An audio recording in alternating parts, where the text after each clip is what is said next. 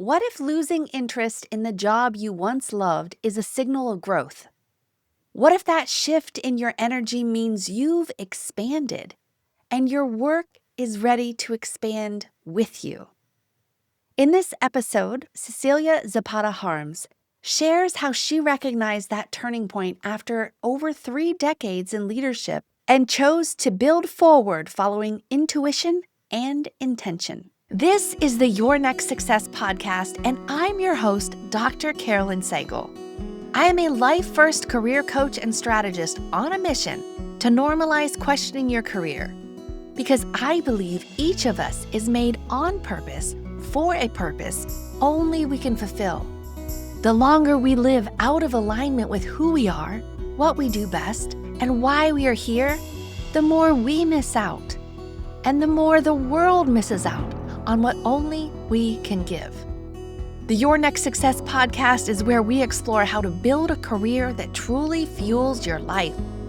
We talk about self-discovery, smart job search strategies, professional growth, and you will hear stories from people who have navigated big career transitions themselves, so you can create a life-first career and become your own version of authentic success. My guest today is Cecilia Zapata-Harms. Cecilia has served multiple decades in leadership roles across life science and healthcare, operating inside complex institutions where innovation, research, and strategic partnerships shape real outcomes. She understands how organizations grow and how meaningful progress gets built. As her leadership evolved, her interest also evolved. She recognized that her energy was moving towards something new. Today, Cecilia is the founder and executive director of Women, Life, and Science and has created a supportive community in the Greenville, South Carolina area and beyond. She also accelerates the startup ecosystem through Palmetto Innovasphere, where life science innovators receive structure, strategic guidance, and connection. Cecilia builds environments where expansion happens for people, ideas, and impact. There's a point in the careers of many high achievers when growth creates a shift. Your competence remains, your credibility remains, and yet your energy is pulling you towards somewhere new. When you listen, that shift carries and creates clarity. Cecilia Zapata-Harms reached that moment after decades of high-level leadership. Instead of persevering with more momentum in the same direction, she chose alignment. Her experience became the foundation, and she built something that reflected who she was becoming. In this conversation, we explore the leadership evolution, the power of shared success, and the distinction between external validation and internal direction. We talk about building ecosystems instead of chasing titles and creating communities where momentum expands collectively. If your growth is creating movement in your own career, this episode will delight you. Cecilia, welcome to Your Next Success. I am so excited to be talking with you again.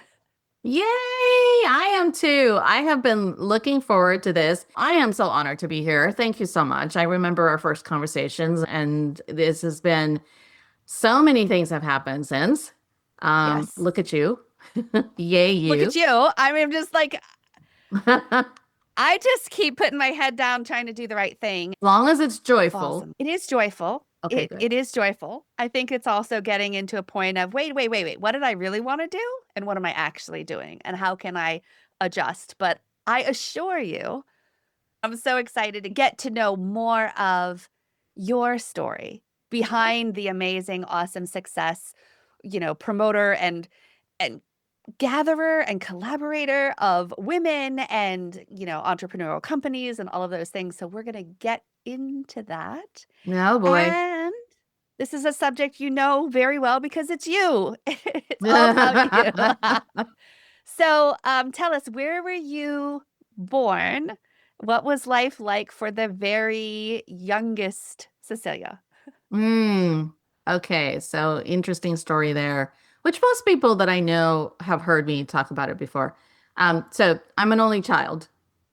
I was born in a Navy hospital in San Juan, Puerto Rico. So Navy brat. We didn't live there for very long because my dad was stationed there, and then uh, my mom's family lived in the Philippines. So being in the Navy, my dad was, shipped all over Yeah. the place. And as a young mom with no family where we were, they decided that she was better off, coming home to her family to just have that support system. So we lived in the Philippines pretty early, my early years, like, until I was like maybe two. Which Um, part of the Philippines? Manila. Oh, nice. Yeah. Yeah. But being a Navy brat, my dad was stationed in Japan for a few years. And so we lived in Japan, in Okinawa, for a while. Interesting enough, though, somehow I credit a lot of me, and I talk about this a lot. I credit a lot of me of how far, where I am today because of the sort of like the vision of my mother of you're not gonna just, hop along in school to different schools. You're actually gonna go somewhere where it's a disciplined structure. And she decided to enroll me into a private school for girls. It's a Catholic, actually, it was a convent in Spain. And so during the school years, I lived there, and then vacations, I would hop on a military plane and then come back. How did Yeah, she even know about this school in Spain? don't don't ask me. Right? Like, I'm just saying, like, I already it's kind of I interesting. know Navy, there's a yeah, story there in itself, right? And so she I don't know. I think she met someone, probably I grew up yeah, Catholic, so she probably met a Catholic nun and yes. said something, and she looked into it and all that stuff. And Yeah. so from what age was that you were Keep in mind, my biological father passed away fairly early when I was little. I went to school, kindergarten, all the way up to maybe equivalent to like eighth grade here. so as a kindergartner, you were put into a completely different country, completely different environment, nearly basically on your own. Pretty much. Wow. Yeah. So if I start to really think back of how I behave as a person, this is where I think one of the reasons why uh, when I embrace people in my life, they become family Mm, because that's been the yeah, thing yeah. growing up. Oh my gosh. Okay. Do you remember before you went there, like, what did you love to do? What kind of Oh, things were fun or fascinating, or how you enjoyed your time? as a kid, Yeah, like a really young, like before 5, or is it all the memories are now zapped into, this environment in Spain? I mean, certain snippets of things like I've always had that. I think if I remember, I had this room like at our house. I had a room, my own room, but I also had a kind of like a we had this extra room that somehow I wanted a blackboard and things like that. And Oh, yeah, so it was still a chalkboard, when I yep, was growing up. And yeah. then and there were books everywhere. So that I remember. I've always loved books, whatever that is. And then as a kindergartner, I remember like cutting magazines and making my own little paper dolls. And then I would take a shoebox and I turn that into sort of like a stage. Oh, nice. And then I would like write plays. Oh, wow. Yeah. That's so cool. I wish my That's mom would have saved some of that, but I mean, right now, I'm even seeing this box. It's pink on the outside, and I had like scenery that I cut from a magazine, and I pasted it on the back, and that's so I'd make cool. oh, it's just Yeah. stuff Yeah, like a really really neat little scenes. And then but this is kind of a very fascinating I think element because this being in the midst of a community of women has been nearly from your infancy. Obviously, that your mom was a very strong woman to want to do what she thought was going to be the best for you and for your development and growing up, even though I can't even imagine how that was for her to have to give her precious daughter over to Well, somebody yeah, and you else would and a think, group of well, and women. Yeah. and she traveled there with me, obviously. I mean, Yeah. she was in Spain with me. It wasn't like I left my home of homes and off she goes. So you still went home to your mom, but yet you went to school in the daytime to this. Yeah, yeah, Uh-huh. Okay, yeah, that's good. Okay, because I'm yeah, like, wow, yeah, that's yeah, it's yeah. No, still, no, but still, it wasn't severe, okay, where it's like ship you off. but still, she's immersed herself in yet another culture, Yeah, language, yeah. environment. She Um, spoke Spanish. I mean, she's part Spanish anyway. So it wasn't, I mean, culturally, like my grandfather on my mother's side is 100% Spanish. gotcha, gotcha. And my grandmother, her mom was Chinese, Japanese, and Filipino. Interesting, Yeah, yeah. interesting. So, And and so your dad passed away when you were really little? Like how old were you? Do you oh, remember him? no, no. And then she never remarried until much, much later, which is one of the reasons why it was easier for her to get Yeah, to me, right? So yeah, yeah. Interesting. Okay. she remarried later, and then that also to a Navy guy, and that brought us all over the world. And then back to Japan, Germany, and then the last station was Washington State Interesting. in my high school years. So in your high school year, so kindergarten to roughly eighth grade, you're in this Yeah, convent for I school in Spain. I skipped 2 grades technically because I actually here I skipped 8 and 9, then went straight to 10th. Interesting.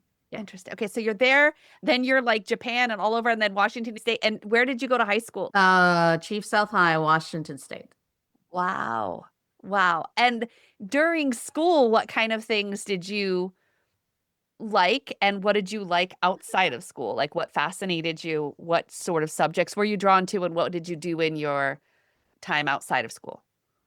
Oh, well, so I was a volleyball player at school. I learned that at the Catholic school because the nuns loved volleyball. So they taught me. I played varsity volleyball in high school, got varsity volleyball freshman college, until I hurt my knee and I couldn't do it anymore. And that was when they would accept anybody because I am 5'2.5". I am not 6'2.5" as a volleyball player. So, Yeah. it was just one of those fluke in itself. Um, let's see. Outside of school, I mean, a typical, I mean, I don't remember too much about like typical play. I remember a neighbor who was the daughter of an actor, and we became good friends. Got to see like how her dad, played a role in some film. Interesting. Yeah. Um, just stuff. Yeah, yeah. And how did you decide what to do after high school? Like after, oh, like Yeah. where Yeah, like my where, career. what to study, all of like, well, Oh, like going to school beyond high school and all like uh, how did that even come to fruition? I've always said I wanted to be in some sort of health related field. I was taking pre-med courses uh, was when, got to undergrad, didn't really like it as much. Um, so I said, all right, fine, I'll go into nursing because maybe it's not the medical school, maybe it's a nursing school. Didn't like that very much either.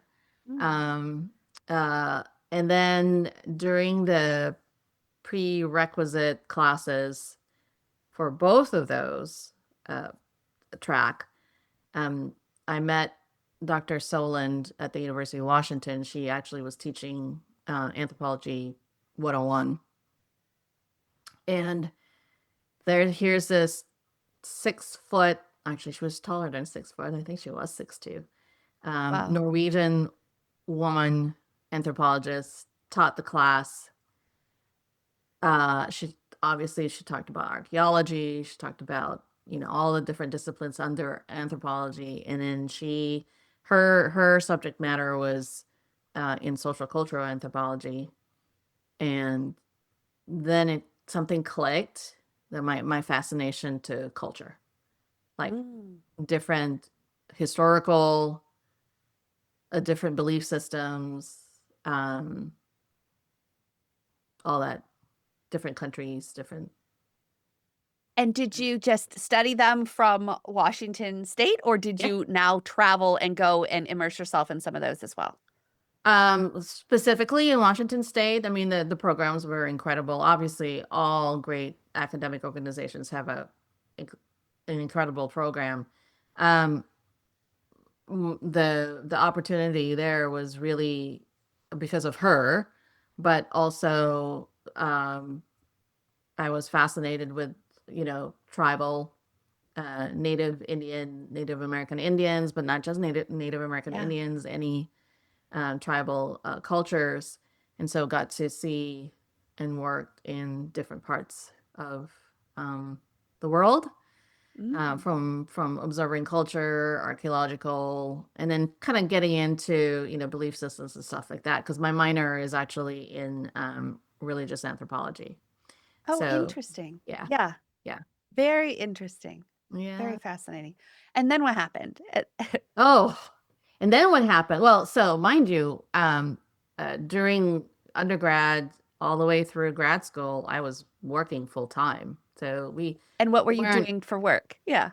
yeah. I mean, I held many different, all within the healthcare. I held many different jobs. My first job in the hospital system was actually pouring orange juice for the patients' breakfast. That was my first job. Worked in That's the awesome. kitchen and in the afternoon and poured orange juice, getting it ready for the next day. Wow. Yeah. That's cool. But so you're drawn to healthcare. So we have, you're immersed in communities of women. Now there's a woman who's an amazing mentor and kind of guide and opens you up to all sorts of extra Things. knowledge and Yes. backgrounds and things to kind of learn about and cultures and people. And then you're, immersed in various places of healthcare as you're going to school. And then in grad school, did you stay at the same place for undergrad and grad school, or Yeah. how did you? Okay, University of Wisconsin. awesome. Yeah. And now then when you graduate, what did you do? Well, so it's not very linear, not in that way. That none of, and I think everyone can relate to this. No one's path has been a straight line, right? Mhm. We've all sort of done this sort of Squiggle. thing. Yeah, lovely swivels. Um, I, I've always sort of um, followed intuition.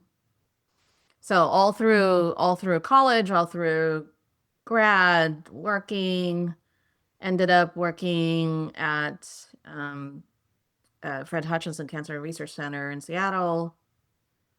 After working in a hospital system, so how that even happened was, again, I follow whatever is put Yeah, in front of me because there's something there, and stayed there for a long time. And not actually, that organization molded me in the way that I am today.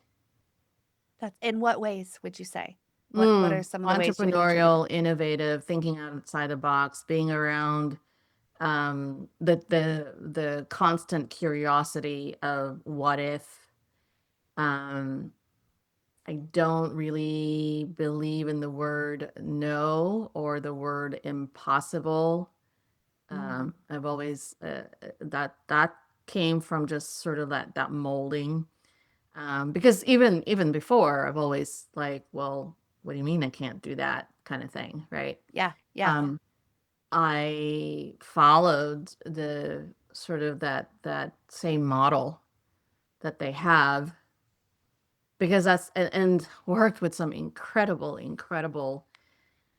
my gosh, fascinating people, Nobel laureates, um, one of the founders of bone marrow transplant.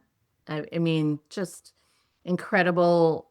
His wife was an incredible woman, you know, tough, smart, um, because again back then it wasn't, it was it's like groveling on concrete trying to kind of make your Yeah. way as a career professional.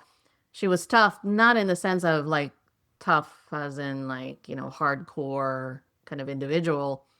She was tough because she expected high expectations of especially women, and but at the same time it was a balance of softness too.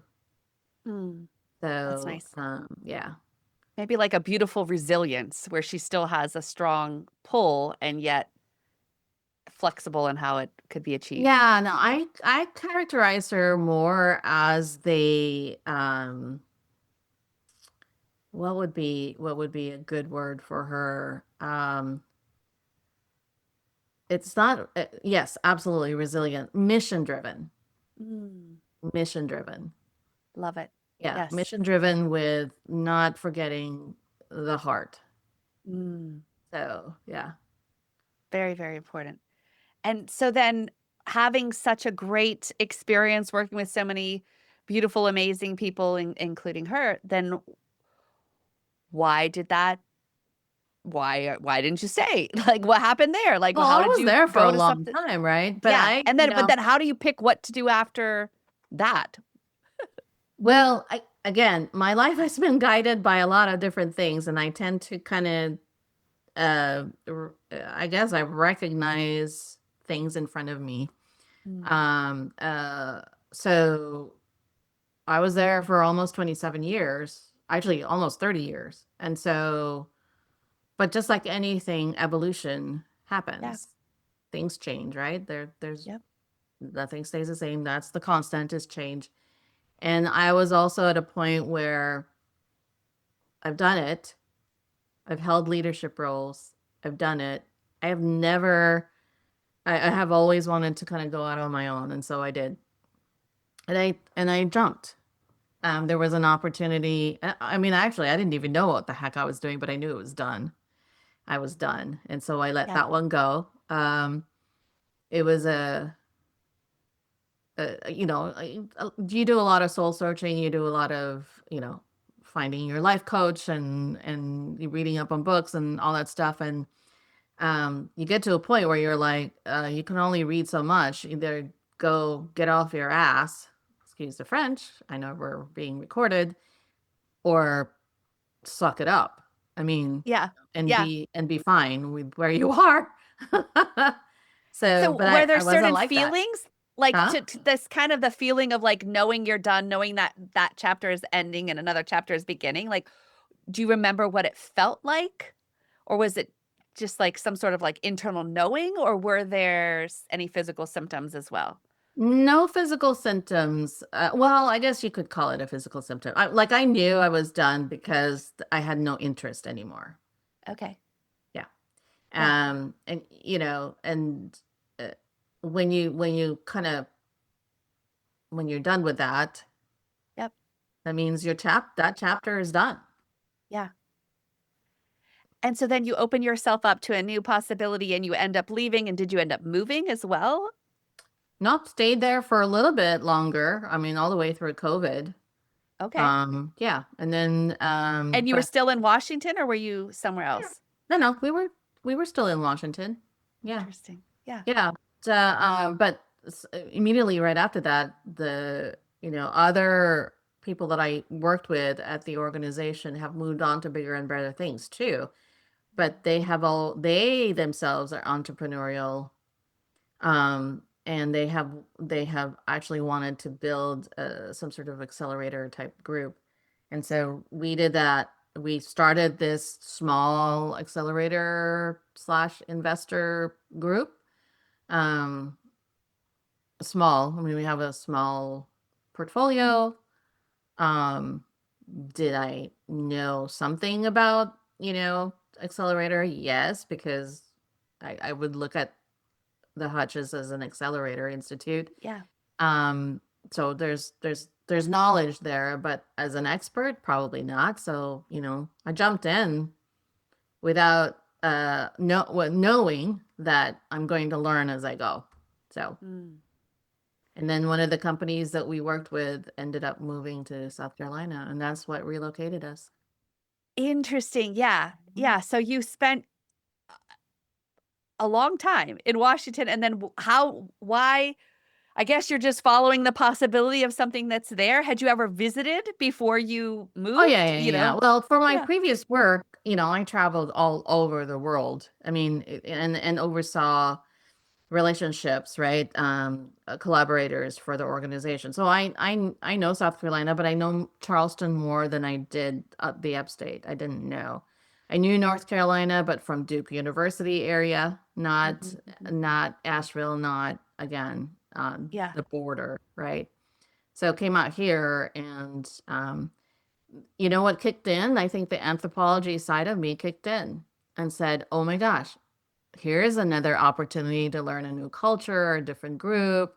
What would it feel like to?" And I do this anyway. Even when I travel, I tend to like, okay, I'm going to just be here and quote unquote pretend that I'm one of the people. So if I were one of the people, what would I do? Where would I go? How would I behave?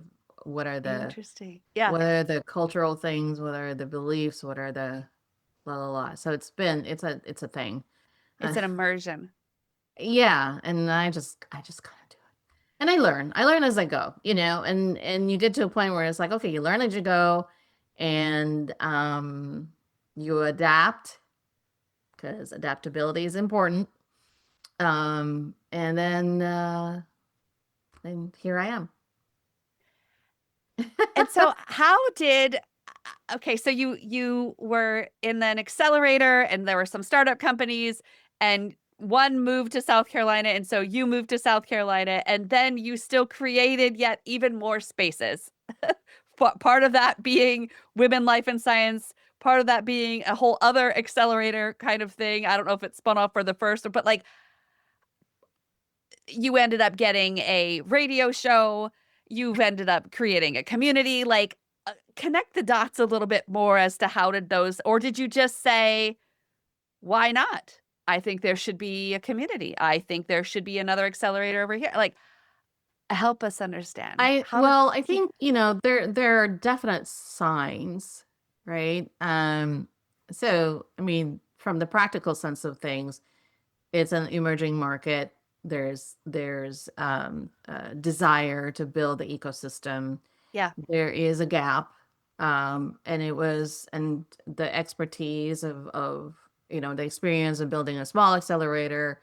Why not develop? Why reinvent the wheel? And so you take the recipe, and yep. then you adapt it to a new kind of cooking class that would feed a smaller number of people, not the larger community like a Seattle. But it doesn't have to be that big. I mean, that's been I guess I would, I've always thought, oh, wouldn't that be great to be able to create similar, I wouldn't say duplicate, but create similar in an ecosystem that actually could benefit from it. And Mm, that's and it's talking to people, like understanding exactly what's been sort of like the desires, what's been a strategic initiative, what's been those are the practical things. At the same time, it's been a desire of mine to actually, okay, what if we build it this way? Like I personally wanted to really push that glass ceiling and push, let's start this institute, and why not have a woman or a group of women found it, right? Yeah. So that's And the so tell a little bit about what that is and what the focus is and what kind of You're things are talking help. about the Palmetto Innovasphere. So Innovasphere is really an accelerator institute that it's a sphere. If you can think of a sphere, it has the main core, but it relies on the spoke that Mm, makes it turn, nice. right? A linear accelerator is the same thing, right? An accelerator, it just, you need it to turn, and you need to keep it churning, and spinning out other opportunities for others. And so, but you need key spokes to make it work. And again, that kind of tells you a little bit about who I am and what I am, because I'm always thinking about the sphere, not the sphere as in the business sphere, but the sphere of the whole thing. Yeah. Imagine what your life would be like if your career aligned with who you are, what you do best, and actually fueled the life you want. At Next Success, we support all ages and stages through career transitions, from students exploring majors or careers to job seekers actively searching or reimagining their next move to professionals committed to self-awareness and leadership growth. Stay connected and explore what's possible at nextsuccesscareers.com and follow Next Success Method on LinkedIn, YouTube, Instagram, and Facebook. And so we wrap around our services around an early stage life science company to ensure that they are successful in delivering whether it's treatment or device or technology, I'd say delivering their innovation into the community to better the community. So at the end of the day, if somebody asked me, well, what's your ultimate thing? And I would say bettering everyone's lives, whether it's curing a disease, coming up with a new treatment that's better for the people and the community. And that's the ultimate thing.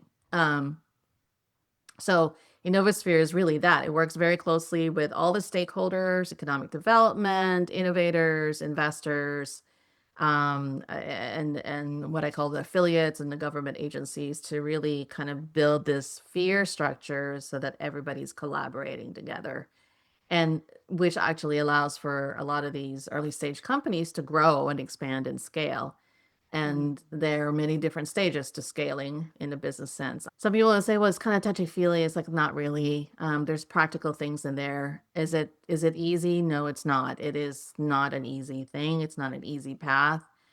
Yes, there are people that are going to look at me and like, who the hell she thinks she is for building this thing. And I'm at an age where I'm like, well, why not? I could either help you or not. Because the thing, from, being an entrepreneur, just in general, it's all new. For that first founder to try to do something, everything is new. Yeah. Even the most simplest business things, from going from an established structure that already had everything in place and relationships, and even if it's just email or computers, like the simplest thing can end up for any entrepreneur, any company, to be like a day derailing event or a week derailing event for Yeah. something else. And so for you to have spent so many years understanding the ins and outs of so many companies and initiatives or foundations or however the case may be, and then you have that insider knowledge of how to make connections and things that would normally stop somebody for a day, a week, a month, indefinitely. You're like, but wait, oh, you need that? Ah, okay. And making the connection and helping propel and move people forward greater than they could have done on their own. So why not you? That's Why? amazing. Why You know? not? Yeah. And Yeah. then, and a lot of the innovators and entrepreneurs, I mean, they're like looking for somebody to help them, but at the same time, not minimize their own expertise either. Right, Right. right, right. So, yeah. Yeah. Oh, it's interesting. Such a cool foundation, like a cool model of ways to make things work. Because you hear it, like I'd heard about accelerators for companies, and you could kind of like drive by the building and you're like, okay, but you don't really ultimately understand what What that happened? is, or Yeah, an what that incubate. is. Like you're just Yeah. like, wait, what? Yeah. Okay, Yeah. they might become something bigger, interesting, a lot of stuff like that. Okay, Someone so asked how? me, well, I want to be the first. I want to be like the biggest, like the number one, right? Whatever that is. And I kind of thought about that and I thought about it and they said, no, you know what? I don't want to be number one because you lose your nimbleness and Right. you lose your thinking outside the box. And everybody's trying to be number one, and you're constantly having to quote unquote fight to Yep. stay in number one. Don't want it. Yeah, there's a I could, beauty in working in a smaller environment where you can have more influence, more agility, all yeah, of those things. yeah. Yes. Number Yeah. two is just fine with me. There you go. I forgot to ask you, back from Yeah. your kind of like, if we could rewind a little bit to your earlier lens of growing up, what did you think success meant then? What did you think it was for someone to be successful back from that very early viewpoint? Oh, good question. Uh, Other than, of course, everybody wants to be rich. I don't think I had like a thing. I think probably the everybody want the it really I have always thought of like the whole picture, like Mm, impacting like, positive impact and outcome, positive influence, I guess. yes. Um, and if you're successful, I'm successful. That's Yeah. always been a thing. So Yeah. it was a group focused, Yeah. zoomed out view of Yeah. success, even from your earliest Yeah. memories. It was Yeah. never an individualistic No. thing. Interesting. No. Yeah. However, I do find that whatever it is that I'm doing, it is individualistic. Uh, Yes. but it's like it's joyful for me to be able to, It's a you know, giving, it's a constant like sharing of your gifts and talents to help other gifts and talents, yeah, not about your, even though, yes, you have an individual focus, but you're not trying to be the number one. You're not trying to be the limelight. You're not trying to step in the thing. You're just trying to never help have been. move Yeah. something forward in the way Yeah. that you can do. Yeah. Yeah. Interesting. Interesting. Yeah. Okay, so how did this whole women life and science thing come about? And what is women life and science? And how has that been put into the world? Yeah. Oh my gosh. So somewhere in there, I have always wanted to build some sort of a women community. And somehow I also recognized, probably innate in me, recognizing that we should come together and build a community.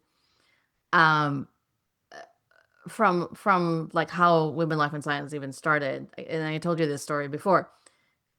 Brushing my teeth, getting ready to go to a meeting, putting on my makeup and stuff like that. And of course, I listened to podcasts and stuff like that. But I at the time, I didn't know like how to even do podcasts.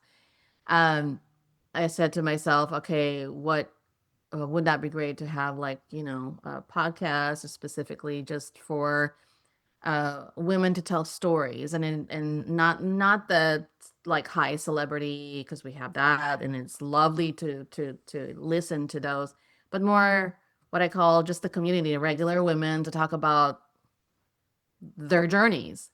Yeah. um, and I was like, oh, that's great. And then I'm driving, I get this call. I didn't answer. I let the phone call go to voicemail after the meeting. I listened to the voicemail and it was Voice America and the executive producer. I said, well, we're we're starting or piloting some sort of new channel called Empowering Channel. And have you ever thought about being a podcast host. And I'm like, one, where did that come from? Because I have never participated in any podcast prior to that, or even started my own thing. Two, how did they find me? Obviously, LinkedIn, I'm sure, but they looked at backgrounds and stuff like that. But it was like, out of the thousands and thousands of people, why do I get that? Right. Right. After, on the same day that I actually thought about creating, or would not be great to have. Yeah. So I called her up and we talked, and it was a 13-week pilot. And, of course, as you know, I told you there's a cost to that. And I'm like, yeah. So I am one of those people that if there's something in front of me that seems to be coincidental, and coincidence is really not coincidence, then I really look at it and it's telling me something, right? Mm. But that was just like a complete 100,000% match to whatever it was that I was thinking. I could not say no. I Yeah. was just like, okay, fine, let's do it. But I need help. Right? I have no idea how to do this thing. And they say, oh, we'll coach you and stuff like that. So we did. I mean, my best friend Julie, actually, I told her about it, and she's like, "Oh my God, this is great." And I said, you might be my first guest, so be ready. I'm gonna call you, and then the rest is history. And now, the podcast is not. There's no advertisement there.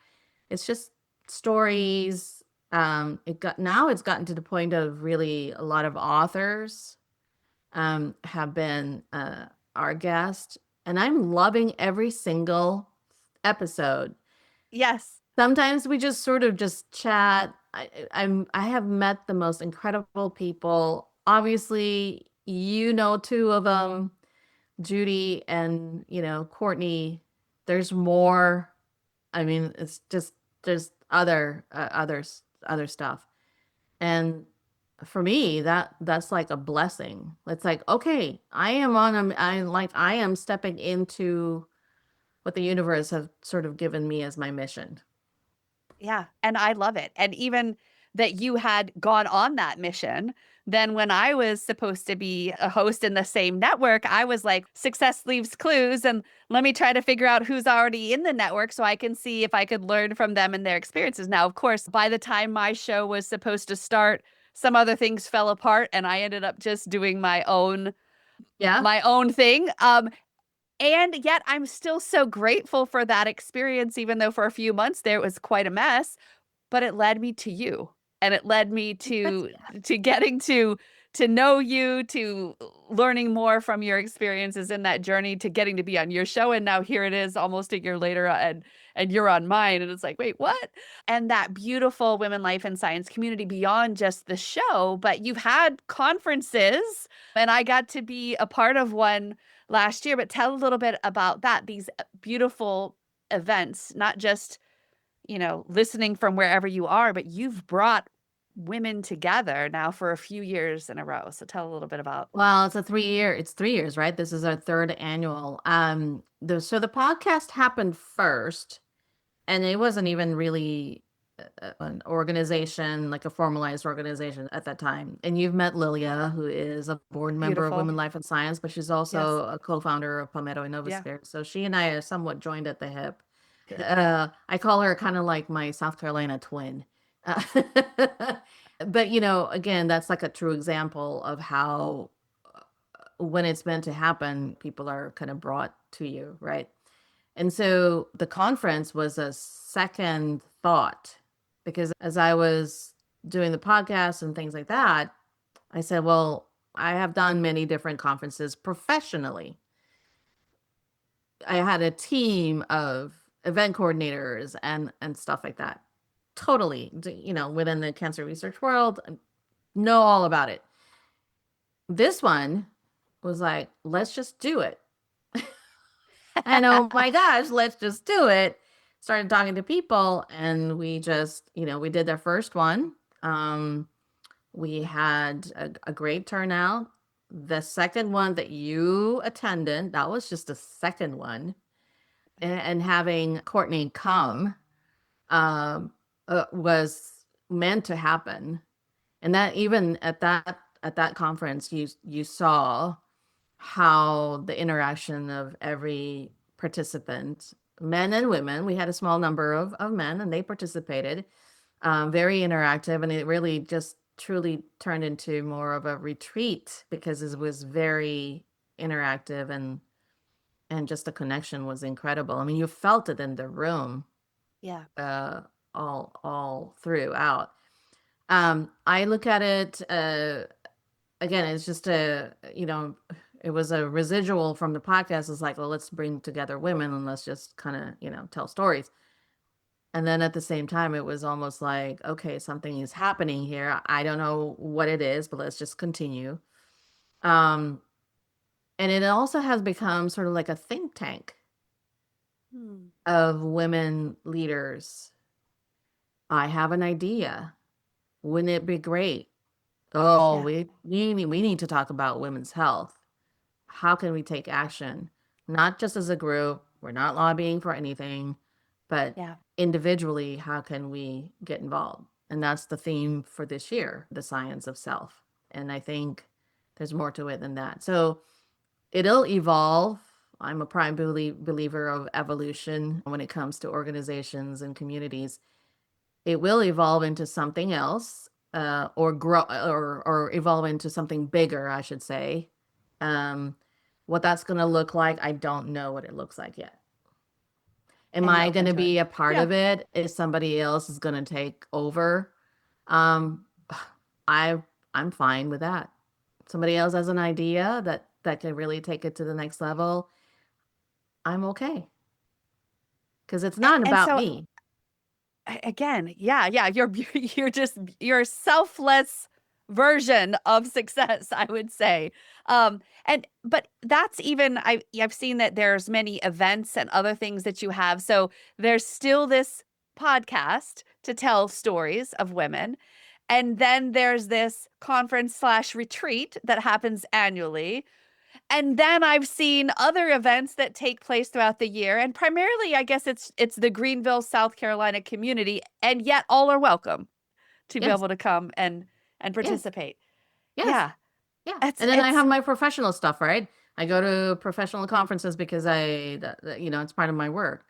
Those yeah. things are joyful to me. I may not travel as much as I used to because I used to be, my husband will tell you, I was gone almost every other week, Mm. and through the 30, almost 30 years, I was gone all the time. But we're kind of used to it that one of us is traveling and gone all the time because he's military and he was deployed and all that stuff. So that was been our life. And we're kind of coming into this sort of like, oh, you're not traveling as much. Oh, what? We're going to travel together to Boston because you're facilitating a panel discussion at a conference. I mean, Yeah. it's been a kind of Fascinating. a, You're traveling yeah, together. Yeah. yeah, Yeah. yeah, That's- yeah. Okay, so tell us a little bit about this event, and of course, if somebody is a true listener, they'll know that Judy's episode is coming up. Courtney's episode is probably already out by the time we hear your episode. But what is this event on April 30th this year in Greenville, South Carolina? Women, Life, and Science, Science of Self. Tell us a little bit, like, how do people learn about it? How can people, if they're listening in time, decide to come and make the trip and view Oh and my be part gosh. of it? Well, I think they need to listen to some of the podcasts, obviously. But, website is wlscience.com. And our focus this year, like I said, is the science of self. And that's harnessing your own personal resilience and empowering action to make an impact, not just it doesn't have to be a big impact. It could be an impact. If you want it to be big, great. Pick a cause, whatever it is. But if it's an impact to just establish a new relationship with another woman to help them lift them up, what have you, that's great. Is it a business impact? Whatever that may be, it's really just a call to action to take action rather than just sit there and contemplate whether I'm going to do it or not. That's what it is, really. Find that fearlessness within you to move forward with whatever it is that you're thinking about. The day is it's all day. Our keynote speaker is Judith Pearson. She's a well-renowned author of women in history that have made significant impact in health, in life science, in other people's lives. And she herself is one of those women who have made an impact and have been a leader herself. And she has her own fascinating story. I won't disclose too much because I know she's going to talk about it at your podcast, but she has done a lot. And I love her to death. And how, again, how I met her was through my podcast, right? Yeah. And we became real good friends. Courtney McDermott, she was our keynote speaker last year. The science behind what she talks about and teaches others is she practices herself. She's not just, talking about it just because she's talking about it. She's actually, it's kind of like she's her own first test product. Yeah. So this is, firsthand stories and firsthand experience on the things that she has learned herself in significant pivot and transition to whatever it was that she was doing at the time professionally, and now completely doing it differently, and very passionate about women's just women's self, really. Yeah. And then I think we're going to talk about specific to South Carolina women's health through our public health relationship, and understanding, some of the challenges that some women are facing within our immediate community. And then you're doing a panel with Lee, I believe. Yeah, Yes, with I'll be Lee Holcomb. part of a panel with a Yeah. lot of other amazing Yeah. ladies And as and well. so there's that conversation. And then in between, what the difference from this year from last year, this year in between, Courtney's going to lead everybody into exercise. And then at the end, a call to action of like, what's your personal call to action that you're going to take away from, Oh, I take love it. away with. I love it so much. So couple more questions. Like, Yes. how do people find you? How do people work with you as far as like the whole Palmetto Innovasphere? Innovasphere? Yes. Absolutely. So Palmetto Innovasphere, the email is too long. So I'm not going to, but I'll it's link it in the notes. okay, that sounds great. But it's CZ Harms at palmettoinnovasphere.org. Or you can just go to the website at Innovasphere, not Innosphere, Innovasphere, sc.org. That, Awesome. if you're an entrepreneur, early stage life science company, whether you're a medical device, digital health, biotech, uh, that is, I would say that, and if you're an investor in that space, come talk to us because I think we have a lot to offer. For Women, Life, and Science, WLScience.com or WLScience.org, doesn't matter. It kind of connects to each other. And it's Cecilia.zh at WLScience.com. Awesome. And I'm huge on authentic success, and that's how you define it. Now, your version of success has been awesome from the start, but how do you define authentic success for you now? Now, at this particular Yep. From this moment, vantage point on this day, being authentically successful, not necessarily what the world is saying, what other people are saying you should do, but how do you decide what you're doing, if it's a success today, tomorrow, next week, next year? Like, how do you decide that authentic version for yourself? And what does it mean? well, we're doing it right now. right this second, the fact that this is successful in my view, this right here. And part of that is because of the story and how we even got here. Mm. So from the time that we first just, you just called to inquire how Yeah. to being on the podcast, attending the conference. I mean, it led to this. This right here for me is an authentic success because it represents just my being, my person. So people people who are listening, um, this is it. This is what you get. Mm. I I don't love have it. anything else to like, you know. I mean, I have other talents, of course, but this is it.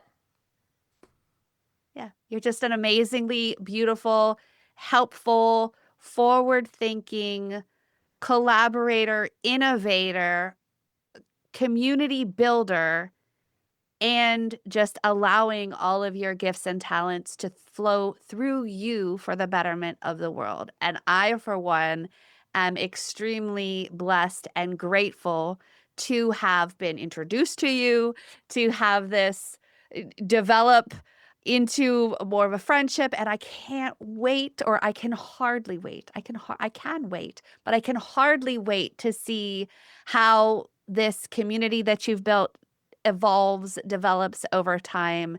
And I'm just so thankful for the opportunity to get to have you on the show, to have some of these other beautiful women on the show as well, and to share that with the world so that each person, no matter where you are, no matter what's happening in your day, if it's your worst day or your best day, just know there is an entire community of women that wants to help you move forward to whatever's next. Absolutely. And it's not just our, immediate Carolinas. They're all over, and just Yeah.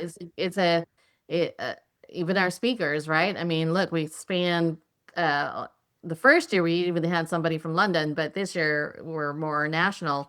But we have somebody from California and Florida and I mean, they're just all over the place.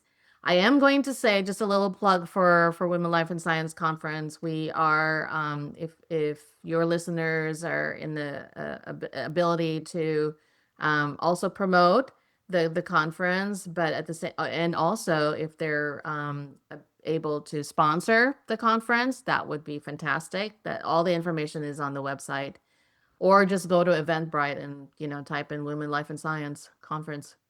Should be there. Love it. I Yeah. love it. Well, thank you so much, Cecilia, for all of your time today, for Well, sharing more thank of your you. story Thank you for and the being here background. Yes. and for what you're So doing, because I know you're doing great things. thank you so much. Good, Cecilia. Thank you for being part of your next success. You're welcome. Thank you. Thanks for having me here. I love the conversation.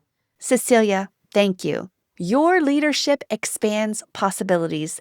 Thank you for creating community, structure, and opportunity for others. For those listening, you want to be sure to join in the transformation taking place at the Women Life and Science Conference on April 30th, 2026. The link for tickets will be in the show notes. Thanks for listening to Your Next Success with Dr. Carolyn Sangal. Remember, authentic success is yours to define and includes aligning your career to support the life you want.